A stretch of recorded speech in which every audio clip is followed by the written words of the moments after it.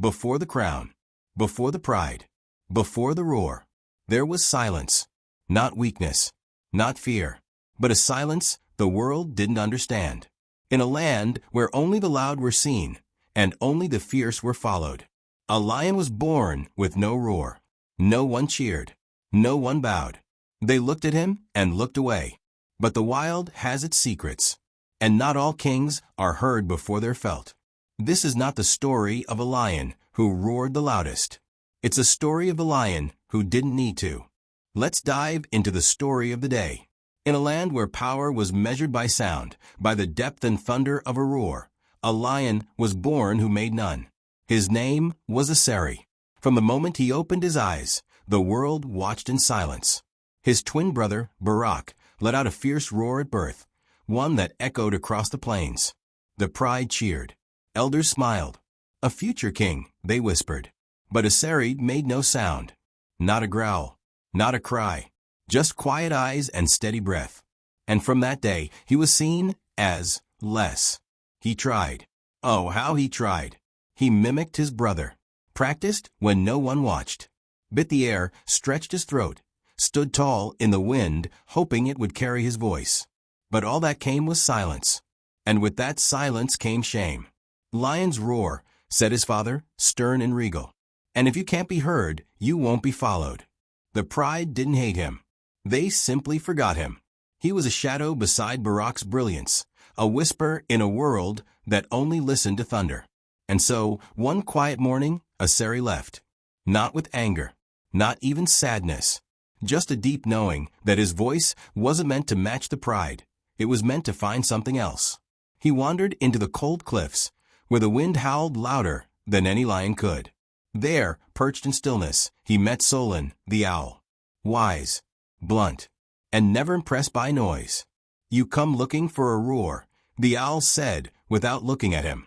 But the world already has enough of those. What it lacks is presence. Solon didn't teach through answers, only questions, riddles, silence.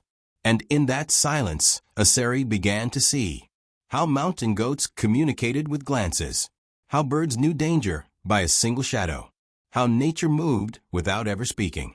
And when a landslide thundered down those cliffs, Asari didn't panic. He didn't roar. He acted, swift, focused. The goats followed, not because he was loud, but because he was clear. Further into the drylands, Asari crossed paths with a bitter soul. Zara, a lone hyena with eyes full of pain. She hated lions, not because of what they were, but because of what one had done. Her pack, her family, taken by a ruthless king who ruled by fear. She mocked Asari's silence, called him a failed cub. But he didn't bite back. He listened. When wild dogs stormed Zara's den, she expected no help. Yet Asari stood in the gap, not for glory, not to prove himself, but because it was right. Zara saw something new that night. Not all lions were made of pride. Some were carved from humility. Asari moved on, deeper into the forest where forgotten animals lived. A horse with a limp. A falcon who had fallen and never flown again. A snake whose venom had dried. They were not strong by the world's standards, but together they survived.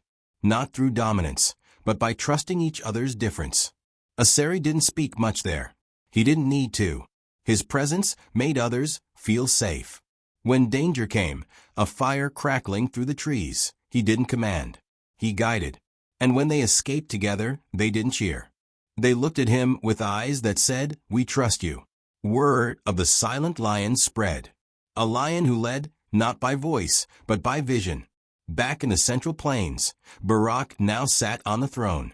His roar echoed louder than ever, but his reign was cracking. The land was dry. The prey had moved on. The pride was restless. Barak ruled with volume, but offered no direction. And when desperation came, so did silence. That's when Asari returned. He did not return to take a throne. He did not roar to announce his arrival. He walked in slowly, with the owl above, the hyena beside him, and the broken beast behind him. They brought knowledge, water, harmony, not fear. The pride looked on. The same lions who once ignored him now leaned in. Asari spoke few words, but every step he took told a story. And then his father came forward, gray now, humbled by time. He looked at the son he once dismissed and said, with a quiet breath, "Your silence roared louder than any voice ever could." From that day on, Asari did not become king because of a crown or roar. He became a leader because others chose to follow him.